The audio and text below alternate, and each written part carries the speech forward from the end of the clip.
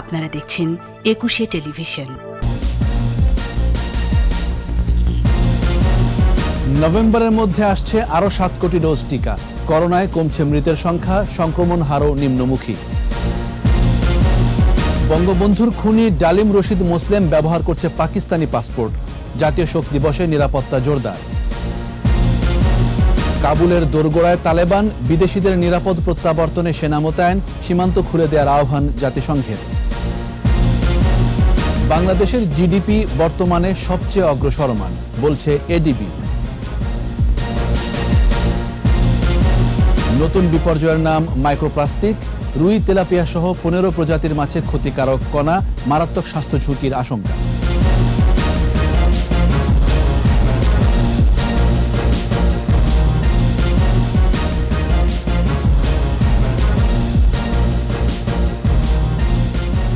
শুনছিলেন first security ইসলামী bank limited সংবাদ শিরোনাম।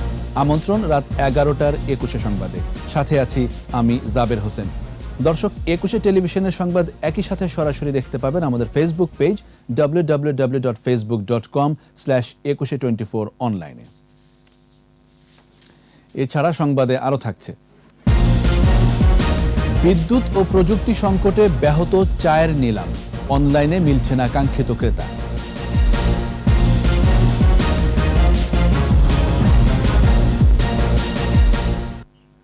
একটি সুনির্দিষ্ট রোডম্যাপ নিয়েই দেশের মানুষকে করোনার ভ্যাকসিন প্রদান নিশ্চিতে কাজ করে যাচ্ছে সরকার, বলেছেন সেতুমন্ত্রী ওবায়দুল কাদের। আর স্বাস্থ্যমন্ত্রী জাহিদ মালেক জানিয়েছেন, চীন থেকে কেনা 7 কোটি টিকা নভেম্বরের মধ্যে এসে পৌঁছবে। রিপোর্টে আরও জানাচ্ছেন মুহাম্মদ নুরুন্নবী। বিভিন্ন দেশ ও উৎস থেকে টিকা সংগ্রহের কারণে আগামী 6 মাস নিরবিচ্ছিন্নভাবেই অব্যাহত থাকবে টিকার সরবরাহ। কাজেই সরকারের গণটিকা কার্যক্রম বাস্তবায়ন ও সরবরাহ নিয়ে বিভিন্ন মহলের সমালোচনা অযৌক্তিক। টিকা গ্রহণে জনমানুষের স্বতঃস্ফূর্ত উপস্থিতি আশাব্যঞ্জক বলেই একটি মহল এটিকে ভালো চোখে দেখছে না। ইস্যু খোঁজার অপপ্রয়াসের অভিযোগ সড়ক পরিবহন ও সেতুমন্ত্রীর। এ নিয়ে অপপ্রচার থেকে বিরত থাকার জন্য আমি স্বার্থান্বেষী মহলকে বলতে চাই যে আজকে এইসব অপপ্রচার করে দেশের মানুষকে বিভ্রান্ত করবেন না। বঙ্গবন্ধু শেখ মুজিব মেডিকেল বিশ্ববিদ্যালয়ের এক আলোচনায় ভার্চুয়ালি যুক্ত হয়ে তিনি আশ্বস্ত করেন, টিকার এখনো সংকট নেই, আগামীতেও হবে না। আগামী দিনের পরিস্থিতি খারাপও হতে পারে, ভয়াবহ হতে পারে। সব কিছু মাথায় রেখে আজকে টিকা কার্যক্রম সেটা ছক তৈরি করেছে, রোডম্যাপ তৈরি হয়েছে। টিকা কার্যক্রমে রোডম্যাপ তৈরি করা আছে যাতে দেশের সকল মানুষকে টিকা দেওয়া যায়। এমনকি শিক্ষা প্রতিষ্ঠানে খুলে দেওয়ার আগে শিক্ষা প্রতিষ্ঠানেও টিকা কার্যক্রম চলতে থাকবে। একই অনুষ্ঠানে স্বাস্থ্যমন্ত্রী জানিয়েছেন, কোভ্যাক্সের পাশাপাশি চীন থেকে কেনা 7 কোটি টিকা নভেম্বরের মধ্যে এসে পৌঁছবে। আমরা চীনের থেকে 7 কোটি টিকা নভেম্বরের মধ্যে পাবো, কোভ্যাক্স থেকে পাবো এবং আরো অন্যান্য জায়গা থেকে আমরা আনার চেষ্টা করছি।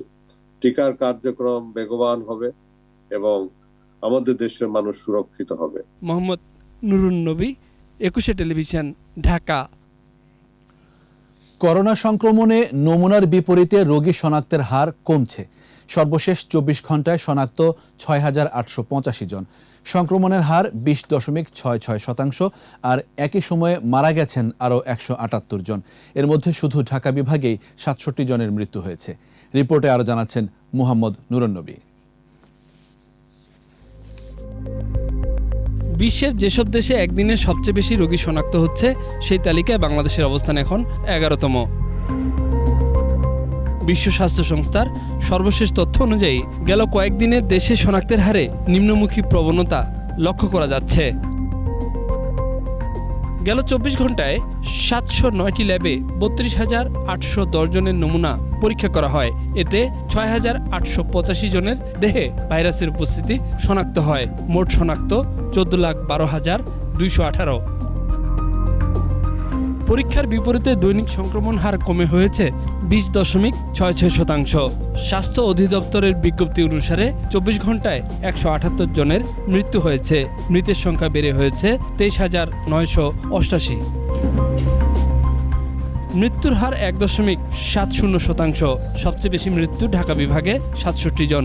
এছাড়া চট্টগ্রাম বিভাগে 45 ও খুলনায় 23 জন মারা গেছেন। 61 থেকে 70 বছরের মধ্যে মারা গেছে 60 জন। সুস্থ হয়েছেন 7,805 জন। সুস্থতার হার বেড়ে হয়েছে 90.73%। মোহাম্মদ নুরুন নবী, একুশে টেলিভিশন, ঢাকা। শোকাবহ আগস্ট।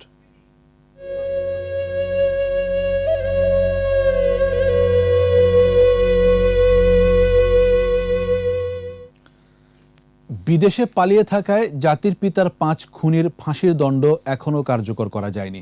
তবে পলাতক এই খুনিদের ফিরিয়ে আনতে রাজনৈতিক ও কূটনৈতিক প্রচেষ্টা জোরদার করেছে সরকার। ফাঁসির দণ্ডপ্রাপ্ত খুনিদের মধ্যে রাশেদ ও নূরের অবস্থান যুক্তরাষ্ট্র ও কানাডায়, ডালিম আছে কেনিয়ায়, আর রশিদ ও মুসলিম উদ্দিনের অবস্থান লিবিয়ার বেনগাজিতে। ডালিম, রশিদ, মুসলিম এই 3 খুনি ব্যবহার করছে পাকিস্তানি পাসপোর্ট। বিস্তারিত জানাচ্ছেন দীপু সারওয়ার। বঙ্গবন্ধু শেখ মুজিবুর রহমানের হত্যাকারীদের 5 জন এখনও পলাতক। খুনিদের মধ্যে AM রাশেদ চৌধুরী যুক্তরাষ্ট্রে এবং নূর চৌধুরী কানাডায় আছে। তাদের ফিরিয়ে আনতে কূটনৈতিক যোগাযোগের পাশাপাশি আইনি পদক্ষেপও নিয়েছে সরকার। এই যে প্রক্রিয়াটা, যে প্রক্রিয়া আমরা চালাচ্ছি, সেটা সম্বন্ধে আলাপ করাটাও কিন্তু এই তাদেরকে যে ফিরিয়ে আনার যে ব্যাপারটা, সেটাকে ব্যর্থ পর্যবেসিত করতে পারে। তো সেই জন্য আমি আপনাদের কথার জবাব দিব।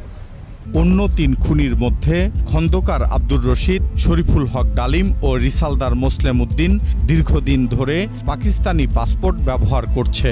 এদের মধ্যে রশিদ ও মুসলিম উদ্দিনের অবস্থান লিবিয়ার বেনগাজিতে। আরেক খুনি শরীফুল হক ডালিমের অবস্থান কেনিয়ার নাইরোবিতে। রশিদ, মুসলিম উদ্দিন ও ডালিম পাকিস্তানি পাসপোর্ট ব্যবহার করায় দেখা দিয়েছে জটিলতা। 1998 সালে বঙ্গবন্ধু হত্যা মামলায় 15 জনকে ফাঁসির আদেশ দেন নিম্ন আদালত। উচ্চ আদালত 12 জনের মৃত্যুদণ্ড বহাল রাখেন। 2010 সালের 27 জানুয়ারি রাতে খুনি ফারুক রহমান, বজলুল হুদা, AKM মহিউদ্দিন আহমেদ, সুলতান শাহরিয়ার খান ও মহিউদ্দিন আহমেদের ফাঁসি কার্যকর হয়। আরেক খুনি আজিজ পাশা 2001 সালের জুনে জিম্বাবুয়েতে মারা যায়। পলাতক খুনিদের মধ্যে আব্দুল মাজেদকে গত বছরের 6 এপ্রিল রাজধানীর গাবতলী এলাকা থেকে গ্রেপ্তার করা হয়। ওই বছরেরই 11 এপ্রিল রাতে তার ফাঁসি কার্যকর করা হয়। দীপু সারওয়ার, একুশে টেলিভিশন, ঢাকা। জাতীয় শোক দিবসকে কেন্দ্র করে ধানমন্ডি 32 নম্বরে বঙ্গবন্ধু স্মৃতি জাদুঘর এলাকায় নিরাপত্তা জোরদার করা হয়েছে। ডিএমপি কমিশনার শফিকুল ইসলাম জানিয়েছেন, জঙ্গিদের বিষয়ে সরকারের সব গোয়েন্দা সংস্থা তৎপর রয়েছে। আহমদ বাবুর রিপোর্ট। শনিবার ধানমন্ডিতে বঙ্গবন্ধু স্মৃতি জাদুঘর এলাকা পরিদর্শন করেন ঢাকা মহানগর পুলিশ কমিশনার। কথা বলেন দায়িত্বরত বিভিন্ন সংস্থার কর্মকর্তাদের সঙ্গে। পরে সাংবাদিকদের বলেন, জাতীয় শোক দিবসকে কেন্দ্র করে ধানমন্ডি এলাকা যান চলাচল নিয়ন্ত্রণ থাকবে। আউটার চেকপোস্ট যেগুলো থাকবে, সেই চেকপোস্ট পার হয়ে আসতে হলে প্রত্যেকটা মানুষকে আমরা ফিজিক্যালি এবং আমাদের আরসোয়ের মাধ্যমে ভালোমতো পরীক্ষা করে এখানে ঢুকতে দিব। কথা বলেন জঙ্গিদের হামলার সক্ষমতা নিয়েও। আমাদের মাথায় আশঙ্কা আছে, আমরা সে আশঙ্কার জায়গাটা উড়িয়ে দিচ্ছি না। আমরা সর্বোচ্চ মেধা দিয়ে, সর্বোচ্চ চেষ্টা দিয়ে এই ধরনের কোনো ঘটনা যাতে না ঘটে সেটার জন্য আমরা তৎপর আছি। সামাজিক যোগাযোগ মাধ্যমে তালেবানদের আহ্বানে সাড়া দিয়ে কিছু জঙ্গি আফগানিস্তানে যাওয়ার চেষ্টার সময় বিভিন্ন দেশে গ্রেপ্তার হয়েছে বলেও জানান তিনি। আফগানিস্তানের যুদ্ধে যাওয়ার জন্য একটি আহ্বান জানানো হয়েছে তালেবানদের পক্ষ থেকে, এবং বাংলাদেশ থেকে কিছু মানুষ অলরেডি এই তালেবানদের সাথে যুদ্ধে যোগদান করার জন্য হিজরত করেছে। বিভিন্ন সংস্থা কর্তৃক এদের মনিটর করা হয় এবং যখনই সন্দেহজনক কোনো কিছু পাওয়া যায় আমাদের কাছে জানায়, কারণ অপারেশনটা আমরা করি। আহমদ বাবু, 21 টেলিভিশন, ঢাকা। এবার আফগানিস্তান পরিস্থিতি। আফগানিস্তানের রাজধানী কাবুলের 7 মাইলের মধ্যে এখন তালেবানরা। এর মধ্যে দেশটির 34টি প্রাদেশিক রাজধানীর মধ্যে অর্ধেকেরও বেশি দখল নিয়ে নিয়েছে এই সশস্ত্র গোষ্ঠী। জাতির উদ্দেশ্যে দেয়া ভাষণে সংঘাত বন্ধে জরুরি পদক্ষেপ নেওয়ার ঘোষণা দিয়েছেন প্রেসিডেন্ট আশরাফ গানি। এদিকে মানবিক সংকট মোকাবেলায় প্রতিবেশী দেশগুলোকে সীমান্ত খুলে দেওয়ার আহ্বান জানিয়েছে জাতিসংঘ। আরও জানাচ্ছেন দুলি মল্লিক। রাজধানী কাবুল থেকে মাত্র 7 মাইল দক্ষিণে আসিয়াব শহরে পৌঁছে গেছে তালেবানরা। দক্ষিণে আরেক গুরুত্বপূর্ণ শহর মাজারি শরীফেরও চতুর্দিক থেকে চলছে হামলা। দেশটির দ্বিতীয় বৃহত্তম শহর কান্দাহার সহ অর্ধেকেরও বেশি প্রাদেশিক রাজধানী এখন তালেবানদের দখলে। এ অবস্থায় জাতির উদ্দেশ্যে ভাষণ দেন প্রেসিডেন্ট আশরাফ গানি। বলেন, যুদ্ধের মধ্য দিয়ে প্রাণহানি বন্ধে জরুরি পদক্ষেপ নিচ্ছেন তিনি। এ ব্যাপারে আলোচনা চলছে বলেও জানান। মার্কিন প্রতিরক্ষা দপ্তর পেন্টাগন বলছে, এখনই দখল নয়, কাবুলকে অবরুদ্ধ করার চেষ্টা চালাচ্ছে তালেবানরা। এদিকে কূটনীতিক ও নিজ নিজ দেশের নাগরিকদের আফগানিস্তান থেকে সরিয়ে নিতে যুক্তরাষ্ট্র 3000 ও যুক্তরাজ্য 600 সেনা পাঠাচ্ছে। চালু করেছে বিশেষ ফ্লাইট। সরকারি বাহিনী ও তালেবান যোদ্ধাদের লড়াইয়ের বলি হচ্ছে সাধারণ মানুষ। প্রাণ বাঁচাতে নিরাপদ আশ্রয়ের আশায় রাজধানী কাবুলের দিকে ছুটছেন তারা। জাতিসংঘের তথ্যমতে সংঘাতে গেল 1 মাসে 1000-এরও বেশি বেসামরিক নাগরিক নিহত হয়েছেন। এ অবস্থায় বেসামরিক আফগানদের আশ্রয় দিতে প্রতিবেশী দেশগুলো সীমান্ত খুলে দেওয়ার আহ্বান জানিয়েছে সংস্থাটি। Afghanistan is in the throes of yet another chaotic and desperate chapter, an incredible tragedy for its long-suffering people. যুক্তরাষ্ট্র সেনা প্রত্যাহার শুরুর পরই হামলা দখলে মেতে ওঠে তালেবানরা। প্রায় 2 দশক পর আবারও ক্ষমতা দখলের পথে এগুচ্ছে সশস্ত্র এ জঙ্গি গোষ্ঠী। দুলি মল্লিক, 21 টেলিভিশন। বাংলাদেশের জিডিপি বর্তমানে সবচেয়ে অগ্রসরমান বলে জানিয়েছেন এশিয়ান ডেভেলপমেন্ট ব্যাংক এডিবির দক্ষিণ এশিয়ার নগর উন্নয়ন ও পানি বিষয়ক পরিচালক। ঢাকা ওয়াসা আয়োজিত আলোচনায় অংশ নিয়ে তিনি বলেন, বাংলাদেশের আর্থসামাজিক উন্নয়নে পাশে থাকতে চায় এডিবি। মফিউর রহমানের রিপোর্ট। জাতীয় শোক দিবস উপলক্ষে বঙ্গবন্ধুর উন্নয়ন ভাবনা ও বর্তমান বাস্তবতা শিরোনামে অনলাইন আলোচনার আয়োজন করে ঢাকা ওয়াসা। মূল প্রবন্ধ উপস্থাপন করেন হাইকোর্টের বিচারপতি মোহাম্মদ রেজাউল হাসান। আলোচনায় অংশ নিয়ে এডিবির দক্ষিণ এশিয়ার নগর উন্নয়ন ও পানি বিষয়ক পরিচালক বলেন, বিশুদ্ধ পানি সরবরাহ ও পয়ঃনিষ্কাশন ব্যবস্থার উন্নয়নে বাংলাদেশ অনেক দূর এগিয়েছে। Bangladesh has sustained robust economic development, averaging 6.7% over the last 10 years, which is among the fastest growing economies in the world. National poverty incidence also decreased in an impressive manner, 48.9% in year 2000 to 20.5% in 2019. আলোচনায় অংশ নেন বাংলাদেশে নিযুক্ত নেপাল ও শ্রীলঙ্কার রাষ্ট্রদূতরা। বলেন, বঙ্গবন্ধুর দূরদর্শী নেতৃত্ব এবং বর্তমান রাজনৈতিক স্থিতিশীলতায় দ্রুত উন্নয়ন হচ্ছে বাংলাদেশের। Today we remember the day of mourning, but we must understand this event as a dialectic, past in the present and present in the past. The Bangladesh is not only developing, all round developing, but also become a burning example of development. আলোচনায় অংশ নেন LGRD সচিব হেলালুদ্দিন আহমেদ, ঢাকা ওয়াসার chairman doctor Golam Mostafa ও ব্যবস্থাপনা পরিচালক প্রকৌশলী তাসকিম এ খান। Mofiur Rahman, 21 television, Dhaka. নতুন আরেক বিপর্যয়ের নাম মাইক্রোপ্লাস্টিক। রুই, তেলাপিয়া সহ 15 প্রজাতির দেশি মাছে মিলেছে মাইক্রোপ্লাস্টিক। জাহাঙ্গীরনগর বিশ্ববিদ্যালয়ের পরিবেশ বিজ্ঞান বিভাগের শিক্ষার্থী সুমাইয়া জান্নাতের গবেষণায় বিষয়টি উঠে এসেছে। আর হাই ডেনসিটি পলিথিন কণাযুক্ত এসব মাছ মারাত্মক স্বাস্থ্য ঝুঁকির আশঙ্কা তৈরি করছে বলে জানাচ্ছেন বিশেষজ্ঞরা। সাভার প্রতিনিধি কামরুজ্জামানের সহায়তায় মফিউর রহমানের রিপোর্ট। পরিবেশ বিপর্যয়ের অন্যতম কারণ হয়ে দাঁড়িয়েছে প্লাস্টিক বর্জ্য। প্রতিদিনই পলিথিন সহ বিভিন্ন প্লাস্টিক সামগ্রী ফেলা হচ্ছে যেখানে সেখানে। প্লাস্টিক বর্জ্যের ফটোকেমিক্যাল বায়োলজিক্যালি ভেঙে তৈরি করে মাইক্রোপ্লাস্টিক। সম্প্রতি জাহাঙ্গীরনগর বিশ্ববিদ্যালয়ের শিক্ষার্থী সুমাইয়া জান্নাত থিসিসের জন্য সাভার ও আশুলিয়া বাজার থেকে 18 প্রজাতির মাছ সংগ্রহ করে গবেষণা শুরু করেন। গবেষণা শেষে 15 প্রজাতির মাছে মাইক্রোপ্লাস্টিকের উপস্থিতি পান। যেসব মাছ পানির নিচের স্তরে বাস করে তাদের মধ্যে মাইক্রোপ্লাস্টিকের উপস্থিতি বেশি। মাছ কালেক্ট করেছিলাম আমরা টোটাল 48টার মধ্যে আমাদের 35টা মাছেই আমরা মাইক্রোপ্লাস্টিক পেয়েছি। পানির উপরে যে লেয়ার, মিডল লেয়ার আর হচ্ছে একদম বটম লেয়ার, এই 3টা লেয়ারেরই মাছ কালেক্ট করেছি। তো আমাদের হচ্ছে পাওয়া গেছে বটম লেয়ারে যে মাছগুলো থাকে সেগুলোতে সবচেয়ে বেশি পাওয়া গেছে। গবেষণার তত্ত্বাবধানে ছিলেন অধ্যাপক শফি মোহাম্মদ তারেক ও সহযোগী অধ্যাপক ফাহমিদা পারভিন। ডক্টর পারভিন জানান, এর আগে সামুদ্রিক মাছে প্লাস্টিক কণা পাওয়া গেলেও বাংলাদেশে মিঠা পানির মাছে এই প্রথম প্লাস্টিক কণা পাওয়া গেল। হাই ডেন্সিটি পলি ইথিলিন, যেটা কিনা ধরেন আপনার যে শ্যাম্পুর বোতল, প্লাস্টিক বোতল এইসবে থাকে। তারপর ধরেন পলিপ্রোপিলিন, পলি ইথিলিন, আর একটা হচ্ছে ইথিলিন ভিনাইল অ্যাসিটেট, যে বিভিন্ন র্যাপারে ইউজ করে। এই ধরনের পলিমারগুলো আমরা মেনলি পেয়েছি। পলিথিনের রাসায়নিক বিষক্রিয়ায় আছে স্বাস্থ্য ঝুঁকির আশঙ্কা। কয়েকটা গবেষণায় দেখেছি যে এই ধরনের বিসফেনল এ বা থ্যালেট, এটা যখন মানুষের শরীরে যাচ্ছে এন্ডোক্রাইন ডিসরাপশন হচ্ছে বা ব্রেস্ট ক্যান্সার দেখা দেয়। এ অবস্থায় প্লাস্টিক বর্জ্য ব্যবস্থাপনার তাগিদ দিচ্ছেন বিশেষজ্ঞরা। মফিউর রহমান, একুশে টেলিভিশন, ঢাকা। নিচ্ছি সংবাদ বিরতি। যখন ফিরছি তখন অন্যান্য খবরের সঙ্গে আরও থাকবে। বঙ্গবন্ধুর খুনিরাই জাতীয় 4 নেতাকে হত্যা করেছিল, ষড়যন্ত্রের ধারাবাহিকতায় 21 আগস্ট গ্রেনেড হামলা। ডেঙ্গুতে 24 ঘন্টায় সর্বোচ্চ আক্রান্ত, এডিস মশার লার্ভা নির্মূলে তৎপর ঢাকার 2 সিটি। আবারও আমন্ত্রণ রাত 11টার 21 সংবাদে। 15 আগস্টের খুনিরাই জাতীয় 4 নেতাকে হত্যা করেছিল বলে মন্তব্য করেছেন আওয়ামী লীগের সাধারণ সম্পাদক ওবায়দুল কাদের।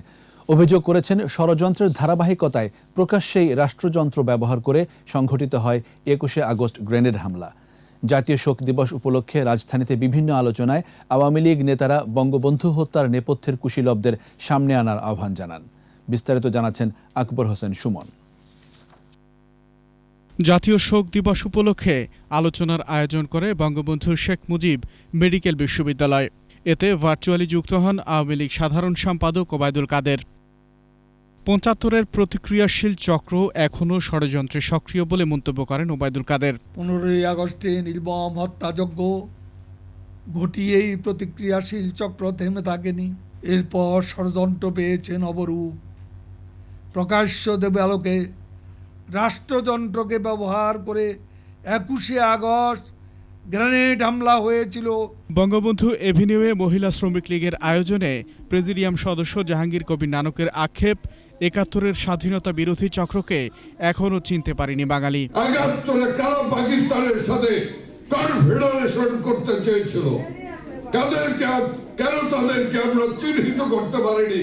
শেখ মুজিবের বাংলাদেশে কেন তাদেরকে চিহ্নিত করে তাদেরকে বিচারের কাঠগড়ায় কেন দাঁড়া করাতে পারেনি? বঙ্গবন্ধুর উন্নয়ন ভাবনা ও বর্তমান বাস্তবতা শিরোনামে ঢাকা ওয়াসার অনলাইন আলোচনায় উঠে আসে জাতির পিতার দূরদর্শী নেতৃত্ব ও দেশ গঠনে ভূমিকা।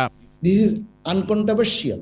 There is no, I think, issue is there to make any question about the father of the nations. Belief, dream, and capacity. শোক দিবস উপলক্ষে ভার্চুয়াল আয়োজনে বঙ্গবন্ধুকে স্মরণ করেন অ্যাটর্নি জেনারেল ও আইনজীবীরা। জাতির জনক বঙ্গবন্ধু শেখ মুজিবুর রহমানের জন্য। আকবর হোসেন সুমন, একুশে টেলিভিশন, ঢাকা। বঙ্গবন্ধু হত্যার সাথে জিয়াউর রহমান জড়িত, এটা প্রমাণিত বলে মন্তব্য করেছেন আওয়ামী লীগের সভাপতিমণ্ডলীর সদস্য জাহাঙ্গীর কবির নানক। জাতীয় শোক দিবস উপলক্ষে রাজধানীতে মহানগর উত্তর আওয়ামী লীগ আয়োজিত প্রধানমন্ত্রীর উপহার বিতরণ অনুষ্ঠানে তিনি এই মন্তব্য করেন। ঢাকা 18 আসনের 8টি থানা ও 14টি ওয়ার্ডে প্রধানমন্ত্রী শেখ হাসিনার পক্ষ থেকে উপহার বিতরণ করে সংগঠনটি। পরে আলোচনায় 75-এর হত্যাকাণ্ডের প্রেক্ষাপট তুলে ধরে নেপথ্যের ষড়যন্ত্রকারীদের মুখোশ উন্মোচনের দাবি জানান নেতারা।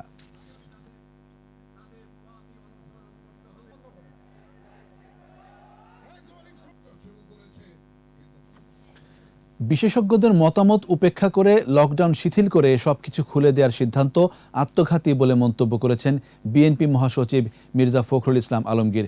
গুলশানে বিএনপি চেয়ারপারসনের কার্যালয়ে সংবাদ সম্মেলনে মির্জা ফখরুল বলেন, করোনা সংক্রমণ এবং মৃত্যুহার না কমার পরও এ ধরনের সিদ্ধান্ত সংক্রমণ বৃদ্ধির আশঙ্কা সৃষ্টি করেছে। টিকা নিয়ে সরকার সুনির্দিষ্ট রোডম্যাপ দিতেও ব্যর্থ হয়েছে বলে মন্তব্য করেন বিএনপি মহাসচিব। আর ঢাকার 2 সিটির ব্যর্থতার কারণেই ডেঙ্গু পরিস্থিতি ভয়াবহ আকার নিচ্ছে বলেও অভিযোগ মির্জা ফখরুলের। ডেল্টা করোনা ভাইরাসের মারাত্মক সংক্রমণ বৃদ্ধি অব্যাহত থাকা সত্ত্বেও বিশেষজ্ঞদের মতামতকে উপেক্ষা করে লকডাউন শিথিল সিদ্ধান্ত আত্মঘাতী। বিএনপি মনে করে টিকা নিয়ে বিএনপি কোনো রাজনীতি করছে না, অপরাজনীতি করছে আওয়ামী লীগ সরকার। মিথ্যা ও ভুল তথ্য দিয়ে একদিকে জনগণকে প্রতারণা করছে, অন্যদিকে জনগণকে চরম দুর্ভোগ ও ভোগান্তির মধ্যে ফেলেছে। গেল 24 ঘন্টায় ডেঙ্গু আক্রান্ত হয়ে সর্বোচ্চ 219 রোগী ভর্তি হয়েছে ঢাকার হাসপাতালগুলোতে। সব মিলিয়ে সারা দেশে আক্রান্ত 257 জন। এদিকে গত সপ্তাহে শুধু ঢাকা শিশু হাসপাতালেই ডেঙ্গুতে মারা গেছে 5 শিশু। আগের যে কোনো সময়ের চেয়ে আক্রান্ত এখন বেশি বলে জানিয়েছেন হাসপাতালের পরিচালক। অন্যদিকে এডিস মশার উৎপত্তিস্থল ধ্বংস করতে ঢাকার 2 সিটি কর্পোরেশনের ব্যাপক প্রচারণা ও অভিযান চলমান রয়েছে। বিস্তারিত সাইদুল ইসলামের রিপোর্টে।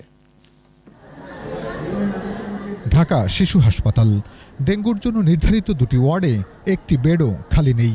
বেশি অসুস্থ শিশুর জন্য আইসিইউ খালি নেই। গত 24 ঘন্টা এখানে 56 জন ভর্তি করা হয়েছে, যা এ বছরের সর্বোচ্চ। হাসপাতালের পরিচালক জানান, রোগীর চাপ অনেক বেশি। একদিকে ডেঙ্গু, একদিন লকডাউন ভাঙার পরে কিন্তু এখন বাইরের থেকে অনেক রোগী আসছে। আইসিইউতে লিমিটেড বেড, আইসিইউতে যে কোনো রোগী যদি যায় তাহলে সেখান থেকে ভালো হওয়ার পর্যন্ত কিন্তু আমরা আর তাকে বাইট করতে পারি না। শিশুদের সর্দি, জ্বর, কাশি, বমি বা অন্য যে কোনো সমস্যা দেখা দিলে দ্রুত পরীক্ষা করানোর পরামর্শ দেন পরিচালক। পেটে প্রচুর ব্যথা হয়, পেটে পানি আসে, চোখে পানি আসতে পারে, লাংসে পানি, কালো পায়খানা হতে পারে।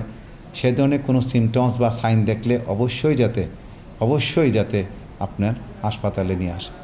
এদিকে ডেঙ্গু নিয়ন্ত্রণে এডিসের লার্ভা নিধনে বাড়ি বাড়ি যাচ্ছেন ঢাকা উত্তর সিটি কর্পোরেশনের টিম। মেয়র আতিকুল ইসলাম রাজধানীর মধুবাগ এলাকায় কয়েকটি বাড়ি পরিদর্শন করেন। এডিস মশাটাকে এবং ডেঙ্গি রোগটাকে একটি সহনীয় পর্যায়ে আনার জন্য এটি অব্যাহত থাকবে। পরে মেয়র জানান, আগের চেয়ে মানুষ বেশ সচেতন হয়েছে, আরও সতর্ক হওয়ার আহ্বান তার। ছাদের উপর থেকে যদি ছবি তুলে আপনারা আমাদের অ্যাপসে পাঠিয়ে দিন, আমাদের টিম সেখানে গিয়ে ছাদের উপরে গিয়েও কিন্তু আমরা সেটা পরিদর্শন করব এবং বহুমুখী পরিকল্পনা আমাদের আছে এবং সেগুলো আমরা বাস্তবায়ন করব।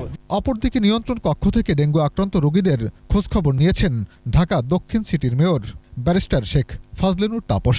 লার্ভা আছে, যার কারণে হয়তো বা মশা হয়েছে। সাইদুল ইসলাম, 21 টেলিভিশন, ঢাকা। স্বাস্থ্যবিধি না মানায় রাজধানীর বিভিন্ন স্থানে অভিযানে গণপরিবহনের যাত্রী, চালক ও হেলপারদের 1,37,200 টাকা জরিমানা করেছে বিআরটিএ। দূরপাল্লা ও সিটি সার্ভিস পরিবহনের স্বাস্থ্যবিধি নিশ্চিতে সকাল থেকে রাজধানীর 7টি এলাকায় নির্বাহী ম্যাজিস্ট্রেটের নেতৃত্বে অভিযান পরিচালনা করে বিআরটিএ। এ সময় যাত্রী, চালক ও হেলপারদের স্বাস্থ্যবিধি না মানায় করা হয় জরিমানা। অনেক পরিবহনকে হ্যান্ড স্যানিটাইজার না রাখায় জরিমানা গুনতে হয়। অভিযান পরিচালনাকারী নির্বাহী ম্যাজিস্ট্রেট বলেন, দূরপাল্লার পরিবহন স্বাস্থ্যবিধি মানলেও সিটি সার্ভিসে তা উপেক্ষিত। যে কোনো বাসে যদি কোনো যাত্রীকে মাস্ক ছাড়া পাওয়া যায় তো যাত্রীকে একটা মিনিমাম জরিমানা করা হচ্ছে। পরিবহন কর্মী না, ড্রাইভার, হেল্পার মাস্ক পরছে কিনা, হ্যান্ড স্প্রে ব্যবহার করা হচ্ছে কিনা। তো কিছু অনিয়ম আমরা পেয়েছি। এই পর্যন্ত প্রায় 15টি মামলায় 14,000 টাকা জরিমানা করা হয়েছে। করোনায় মৃত লাশ পরিবহনকারীদের 300 টাকা করে কম দেওয়ার অভিযোগ উঠেছে ময়মনসিংহ মেডিকেল কলেজ হাসপাতালের প্রশাসনিক কর্মকর্তার বিরুদ্ধে। বিচার চেয়ে হাসপাতাল পরিচালকের কাছে আবেদন করেছেন লাশ বহনকারী 7 ব্যক্তি। গঠন করা হয়েছে তদন্ত কমিটি। ময়মনসিংহ বিভাগীয় প্রতিনিধি আতাউর রহমান জুয়েলের রিপোর্ট, জানাচ্ছেন Masuma Lisa. Mymensingh medical college হাসপাতালে করোনায় মারা যাওয়া প্রতি লাশ পরিবহন বাবদ বরাদ্দ 1000 টাকা। লাশ পরিবহনকারীদের অভিযোগ, প্রশাসনিক কর্মকর্তা ফরিদুল হক তাদের দিচ্ছেন 700 টাকা। তারা বলছে, টাকা কম দেয়া ছাড়াও বকেয়া পাওনা না মিটিয়ে কাজ থেকে বাদ দেয়া হয়েছে নতুন নিয়োগ। 1000 টাকা করে আমাদের সরকার দেয়, হরিৎ স্যার 300 টাকা করে রায়কা দেয়। 148টা কাগজ বর্তমান আমাদের হাতে আছে। তো এইসব টাকা নাই। 50 বছর ধরে আমরা এই কাজ করছি, আঙ্গর এখন ভিখারি বানাই সাইডে দিছে পরীক্ষায়। সরকারের কাছে বিচার চাইয়া দেখি আঙ্গর বিচার কি করে, আমরা কেন টাকা পাই না, এইটুকু আঙ্গর দাবি। তবে অভিযোগ অস্বীকার করেছেন ফরিদুল হক। আমার বিরুদ্ধে যে অভিযোগটা করা হয়েছে যে আমি 300 টাকা করে নেই, এরকম কোনো ঘটনা ঘটে, তবে তাদেরকে 800 টাকা হাতে দেওয়া হয়, বিকজ 20% ট্যাক্স এবং ভ্যাট কাটা হয়। হাসপাতালের পরিচালক জানান, এই বিষয়ে 3 সদস্যের তদন্ত কমিটি কাজ করছে। অভিযোগ প্রমাণিত হলে ব্যবস্থা নেওয়া হবে। উচ্চ পর্যায়ে কিন্তু তদন্ত কমিটি করে দিয়েছি আমাদের সিনিয়র ডক্টরদেরকে দিয়ে। এখন আমরা অপেক্ষা করছি যে ওনাদের তদন্তের প্রতিফল যা আসে, যেই সুপারিশ আসবে, তাহলে সেই অনুযায়ী অবশ্যই আমরা প্রশাসনিক ব্যবস্থা নেব। 2 বছর আগে ফরিদুল হক ময়মনসিংহ মেডিকেল কলেজ হাসপাতালের প্রশাসনিক কর্মকর্তা পদে যোগদান করেন। মাসুম আলিসা, 21 টেলিভিশন। আবারও সংবাদ বিরতি। যখন ফিরছি তখন অন্যান্য খবরের সঙ্গে আরও থাকবে। হিলি বন্দর দিয়ে ভারত থেকে কাঁচামরিচ আমদানি শুরু, বাজারে দাম কমার আশা। হাইতিতে 7.2 মাত্রার শক্তিশালী ভূমিকম্প, বিপুল ক্ষয়ক্ষতির আশঙ্কা। দেখছেন রাত 11টার 21 সংবাদ। নিরবচ্ছিন্ন বিদ্যুৎ আর প্রযুক্তিগত সুযোগ সুবিধার অভাবে চায়ের নিলাম কার্যক্রম ব্যাহত হচ্ছে। চলতি বছর মার্চে অনলাইনে নিলাম শুরু হলেও প্রত্যাশা অনুযায়ী অংশ নেননি ক্রেতা বিক্রেতারা। ফলে মৌসুমের 42টি চা নিলামের মধ্যে হয়েছে মাত্র 13টি। বিপ্লব মজুমদারের ক্যামেরায় চট্টগ্রাম থেকে রিপোর্ট করছেন হাসান ফেরদৌস। বন্দরকেন্দ্রিক সুযোগ সুবিধার কারণে 1949 সালে চট্টগ্রামে স্থাপন করা হয় চায়ের নিলাম কেন্দ্র, আর 2017 সালে শ্রীমঙ্গলে স্থাপিত হয় দেশের দ্বিতীয় নিলাম কেন্দ্র। ক্রেতাদের উপস্থিতিতে সাপ্তাহিক একদিন নিলাম হয়ে আসছিল এতদিন ধরে। এর মধ্যেই চলতি বছরের মার্চে অনলাইনে আন্তর্জাতিক নিলাম শুরু করে চা বোর্ড। পৃথিবীর যে কোনো প্রান্ত থেকে এতে নিলামে অংশ নেওয়ার সুযোগ তৈরি হলেও নিরবিচ্ছিন্ন বিদ্যুৎ আর প্রযুক্তিগত ত্রুটির কারণে চা নিলাম কার্যক্রম ব্যাহত হচ্ছে। ইন্টারনেট এবং ইলেকট্রিসিটি একটা বড় চ্যালেঞ্জ হবে যখন আমরা ই অকশনের ব্যাপারে যখনই চিন্তা করি। তো এই বিষয়গুলো আসলে আমাদেরকে অ্যাড্রেস করতেই হবে। সমস্যা সমাধানে দ্রুত ব্যবস্থা নেওয়ার কথা জানালেন চা বোর্ডের চেয়ারম্যান। এজন্য ক্রেতা বিক্রেতাদের প্রশিক্ষণের কথাও বলছেন তিনি। ট্রেনিংয়ের মাধ্যমে তাদেরকে একটা প্ল্যাটফর্মে নিয়ে আসা, যে প্ল্যাটফর্মে থেকে তারা সকলেই সব ধরনের পার্টিসিপেট করার জন্য সুযোগ পাবে। চলতি বছর চায়ের উৎপাদন হয় প্রায় 6 কোটি কেজি। চা শিল্পের প্রসারে দ্রুত সমস্যা সমাধানের দাবি সংশ্লিষ্টদের। হাসান ফেরদৌস, 21 টেলিভিশন, চট্টগ্রাম। হোমিও ও ইউনানি পড়া কেউই ডাক্তার পদবি ব্যবহার করতে পারবে না বলে রায় দিয়েছেন হাইকোর্ট। বিচারপতি আশরাফুল কামালের নেতৃত্বাধীন বেঞ্চের এই রায় শনিবার হাইকোর্টের ওয়েবসাইটে প্রকাশ করা হয়েছে। 71 পৃষ্ঠার রায়ে বলা হয়, অল্টারনেটিভ মেডিকেল কেয়ারের বিভিন্ন পদে কর্মরত হোমিওপ্যাথি, ইউনানি ও আয়ুর্বেদিক কর্মকর্তাদের নামের আগে ডাক্তার পদবি সম্পূর্ণ বেআইনি। রায়ে বিকল্প ধারার চিকিৎসা পদ্ধতির জন্য পৃথক মন্ত্রণালয় গঠনেরও পরামর্শ দেওয়া হয়। তাগিদ দেওয়া হয় সবার জন্য স্বাস্থ্য সুরক্ষা নিশ্চিত করতে পরিকল্পনা, নীতিমালা এবং প্রয়োজনীয় আইন দ্রুত প্রণয়নের। বঙ্গবন্ধু হত্যায় জিয়াউর রহমান সরাসরি সম্পৃক্ত উল্লেখ করে মরণোত্তর বিচার দাবি করেছে যুবলীগ। রাজধানীর বনানীতে জাতীয় শোক দিবসকে সামনে রেখে আয়োজিত দোয়া মাহফিলে এই কথা বলেন তারা। অনুষ্ঠানে কেন্দ্রীয় কমিটির সাধারণ সম্পাদক মাইনুল হোসেন নিখিল বলেন, স্বাধীন বাংলাদেশের স্থপতি বঙ্গবন্ধুকে সপরিবারে হত্যায় জড়িত পলাতক আসামিদের দেশে ফিরিয়ে এনে বিচার কার্যকর করতে হবে। কমিশন গঠন করে নেপথ্য কুশীলবদেরও মুখোশ উন্মোচনের দাবি জানান তিনি।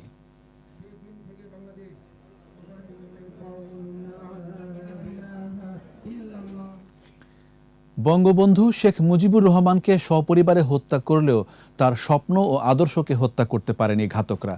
জাতীয় শোক দিবস উপলক্ষে ইটালি শেখ রাসেল জাতীয় শিশু কিশোর পরিষদ আয়োজিত ভার্চুয়াল আলোচনা সভায় অংশ নিয়ে সংগঠনের মহাসচিব KM শহীদুল্লাহ বলেন, জাতির জন্য বঙ্গবন্ধুর ত্যাগ ও দীর্ঘ সংগ্রামী জীবন বাঙালি জাতির অন্তরে গাঁথা। সুবিধাবাদী, বর্ণচোরা ও স্বাধীনতা বিরোধী অপশক্তি, খুনি জিয়া ও মুশতাকের অনুসারীরা যেন সরকারের ভাবমূর্তি নষ্ট করতে না পারে, সেজন্য সবাইকে ঐক্যবদ্ধ থাকার আহ্বান জানান তিনি।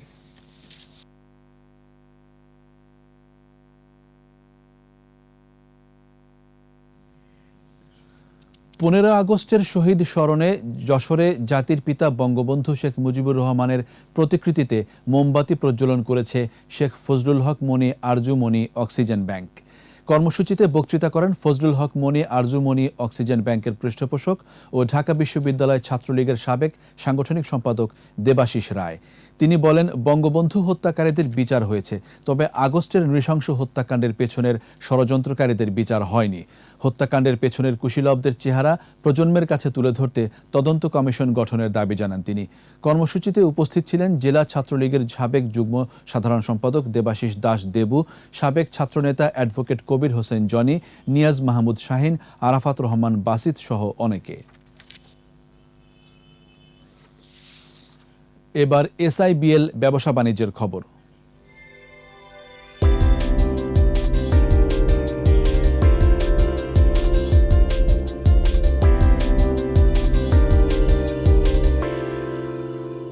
দিনাজপুরের হিলি স্থলবন্দর দিয়ে ভারত থেকে কাঁচামরিচ আমদানি শুরু হয়েছে। সকালে 12 টন 800 কেজি কাঁচামরিচের প্রথম চালান আসে হিলিতে। ভারতের কানপুর থেকে প্রতি টন $300 মূল্যে আমদানি করা হচ্ছে। প্রতি কেজি কাঁচামরিচে শুল্ক দিতে হচ্ছে 25 টাকা 50 পয়সা। আমদানি অব্যাহত থাকলে দেশের বাজারে দাম কমবে বলে জানান ব্যবসায়ীরা। এদিকে দীর্ঘদিন বন্ধের পর কাঁচামরিচ আমদানি হওয়ায় সরকারের রাজস্ব আয় বাড়বে বলেও আশা করা হচ্ছে। আর এরই সাথে শেষ করছি রাত 11টার 21 সংবাদ। যাবার আগে ফার্স্ট সিকিউরিটি ইসলামী ব্যাংক লিমিটেড সংবাদ শিরোনামগুলো আরও একবার। নভেম্বরের মধ্যে আসছে আরও 7 কোটি ডোজ টিকা। করোনায় কমছে মৃতের সংখ্যা, সংক্রমণ হারও নিম্নমুখী। বঙ্গবন্ধুর খুনি ডালিম রশেদ মোসলেম ব্যবহার করছে পাকিস্তানি পাসপোর্ট, জাতীয় শোক দিবসে নিরাপত্তা জোরদার। কাবুলের দোরগোড়ায় তালেবান, বিদেশিদের নিরাপদ প্রত্যাবর্তনে সেনা মোতায়েন, সীমান্ত খুলে দেওয়ার আহ্বান জাতিসংঘের। বাংলাদেশের জিডিপি বর্তমানে সবচেয়ে অগ্রসরমান বলছে এডিবি। নতুন বিপর্যয়ের নাম মাইক্রোপ্লাস্টিক, রুই, তেলাপিয়া সহ 15 প্রজাতির মাছে ক্ষতিকারক কণা, মারাত্মক স্বাস্থ্য ঝুঁকির আশঙ্কা। 21 টেলিভিশনের সর্বশেষ খবর জানতে ডায়াল করুন 2021 নম্বরে, আর ভিজিট করুন 21-tv.com এই ওয়েবসাইট। এছাড়া ফেসবুকে লগ ইন করতে পারেন facebook.com/2124 অনলাইনে। আমাদের পরের সংবাদ রাত 1টায় দেখার আমন্ত্রণ রইল।